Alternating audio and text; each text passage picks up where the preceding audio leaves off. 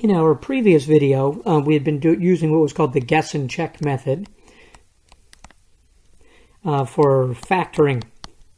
And so, but we saw that the guess and check method wouldn't work very well for a case like 6x squared plus x minus 12.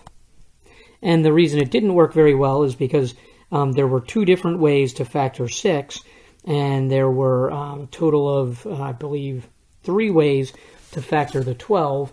And so when you put it all together, it turns out you would have to guess 12 different possible ways of doing it. Now, if you get better at guessing, you could probably eliminate some of them, but it'd still be a pretty time-consuming way of doing that problem. So this would actually be a pretty easy problem if we were told that the middle term, the plus x, had really come from a combination of minus 8x and plus 9x. And you hopefully know enough about the commutative property to know that that could have been written as plus 9x minus 8x as the middle term. So either one of those combinations gives us a total of x. So we're going to see why it would be very easy to factor this if we knew how the middle term was supposed to split up into two terms.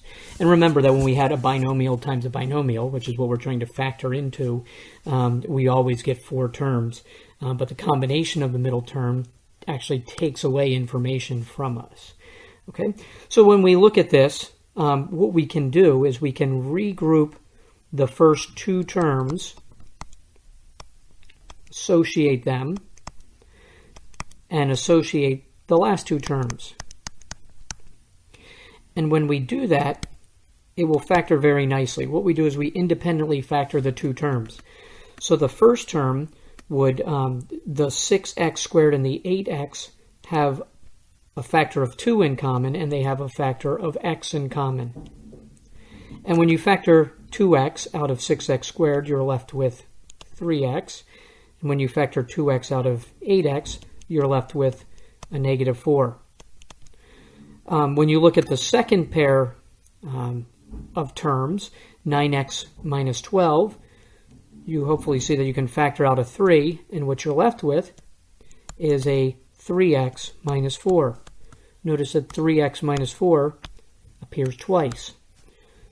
So if we knew exactly how to divide up the middle terms, we'll get a nice pattern here.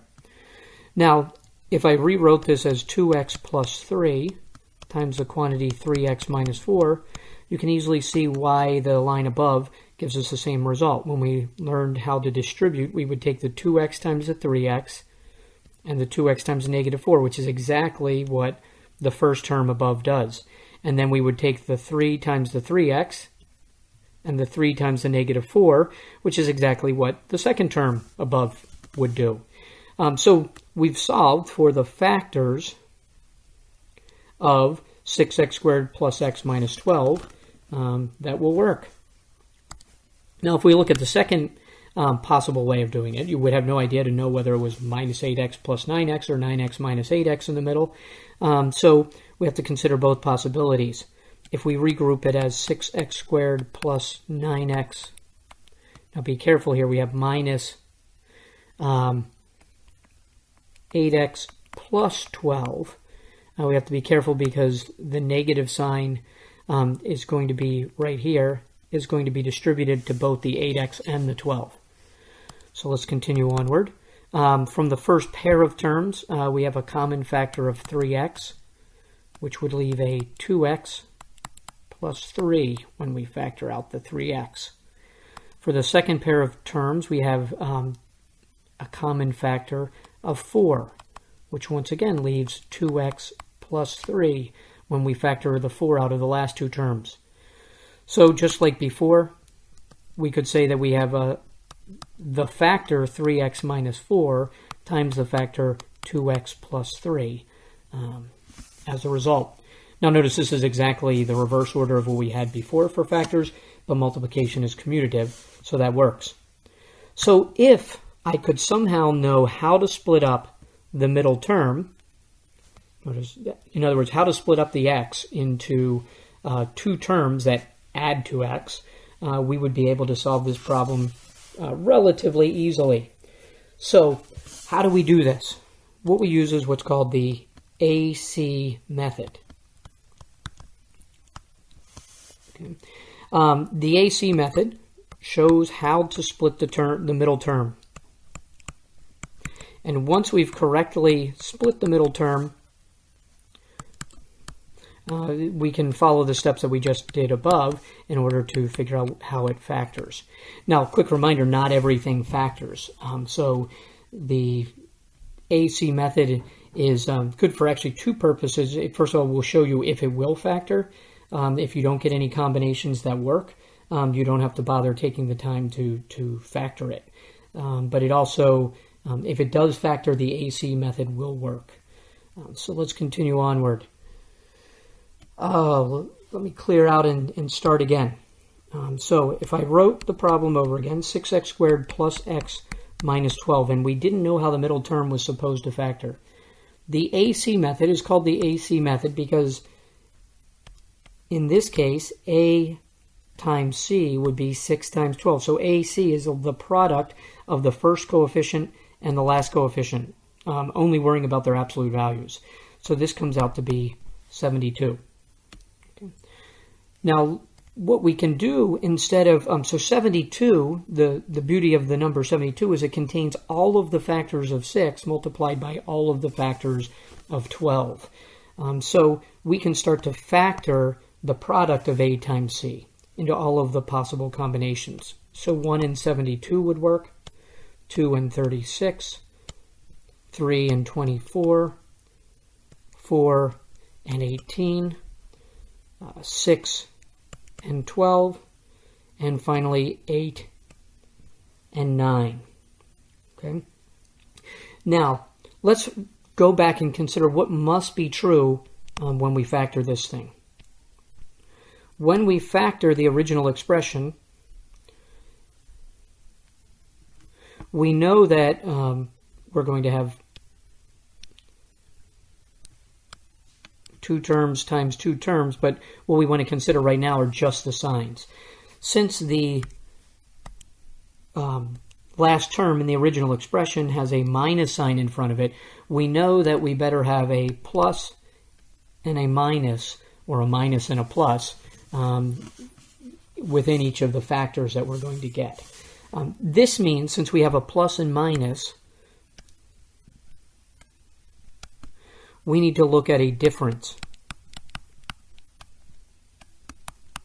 And the difference better equal b. And what is b? b is the coefficient of the middle term.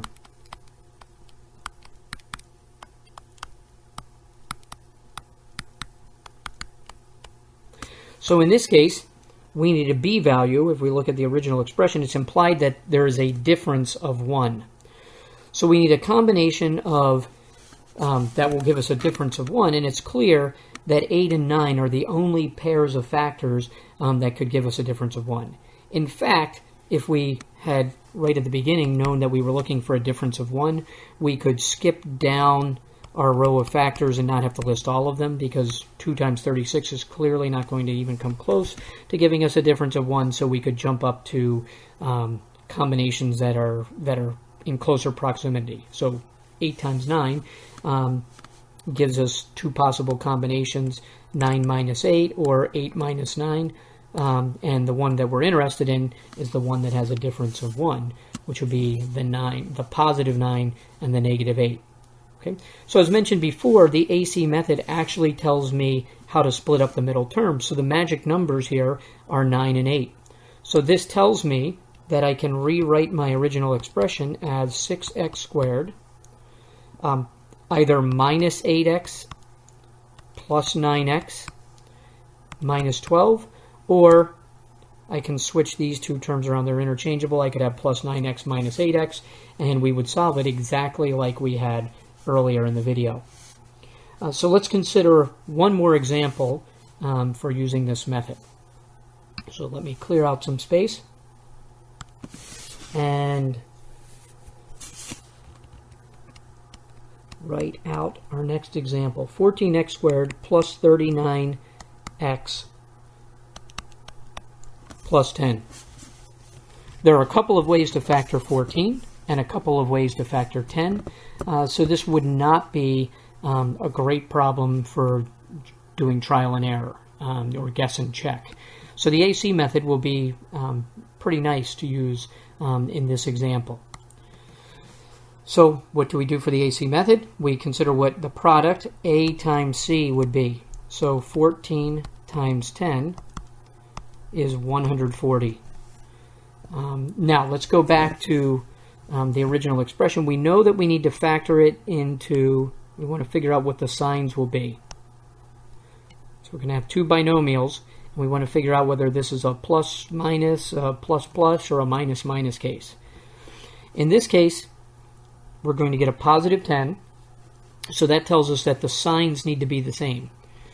And the middle term ends up being a positive term, so that tells us the signs better be the same and they better be both positive. So in the last case, we had said that the difference in the factors that we wanted better add up to B. In this case, because it's plus plus, we need the sum to add to B. If it had been minus minus, we would still be looking for, since it would be, we would have a negative middle term if it was minus minus, so we would want the two negative factors to add up to the middle term. So we could, once again, if we're just looking at the absolute value of the factors, we would say they sum to B. So when the signs are different, we want a difference to be B, and if the signs are the same, we want the sum of the factors to be B. So we've got to have to consider all of the ways to factor 140. So 1 and 140, clearly those don't add to 39, they add to 141. 2 and 70, it's much closer, but it's still not going to get the job done. 3 does not go into there. 4, on the other hand, be 4 and 35. Oh, bingo! We can stop right there, because 4 plus 35 is going to be 39. So we just found our magic combination.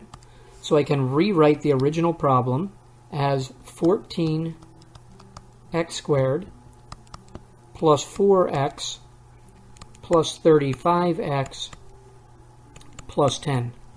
And remember, we could have written the middle terms in reverse order, so 35x plus 4x would be just as good. But let's now take this problem to its completion. So we're going to group the first two terms, so we can write this as 14x squared plus 4x in parentheses, plus, let's associate the last two terms, 35x plus 10. And we need to look at the common factors for 14x squared and 4x. So they both have a factor of 2, and they both have a factor of x, and that leaves 7x plus 2. For the second associated term here, we have a 35x plus 10. Clearly they both have a factor of 5, and when we factor out a 5 from 35x plus 10, we're left with 7x plus 2. Notice if you've done it correctly, you'll always get a repeat of the quantity in parentheses. And from what we saw before, this would be equivalent to saying we have the factor 2x plus 5 times the factor 7x plus 2. So we've completed the problem. Now, I'm not going to do this next one in completely, but I just want to write one out and show you something that you do need to be careful of. If I have 8x squared minus 102x plus 72, you might be tempted to jump right into the AC method and multiply 8 times 72. You're obviously going to get a very large number when you do that.